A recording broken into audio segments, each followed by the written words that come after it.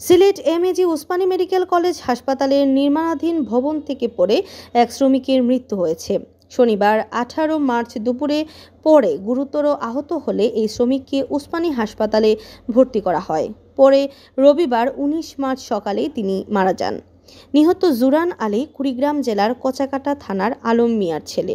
মৃত্যুর বিষয়টি ওসমানী হাসপাতালের পুলিশ বক্সের ইনচার্জ এসআই জুয়েল আহমদ সিলেটভিউকে নিশ্চিত করেছেন। তিনি জানান, ওসমানী হাসপাতালের নির্মাণাধীন ক্যান্সার বিল্ডিংয়ের 3য় তলায় কাজ করার সময় শনিবার দুপুর 12টার দিকে সেখান থেকে হঠাৎ পড়ে যান জুরান। গুরুতর আহত অবস্থায় তাকে উদ্ধার করে ওসমানী হাসপাতালে ভর্তি করা হলে রবিবার সকাল 8টার দিকে তিনি মারা যান। এসআই জুয়েল বলেন, সুরত হাল শেষে লাশ ওসমানী হাসপাতালের মর্গে রয়েছে। তার স্বজনদের খবর দেওয়া হয়েছে, তারা আসলে পরবর্তী ব্যবস্থা গ্রহণ করা হবে। আন্নামা চৌধুরী, বাংলাভিউ টিভি, সিলেট।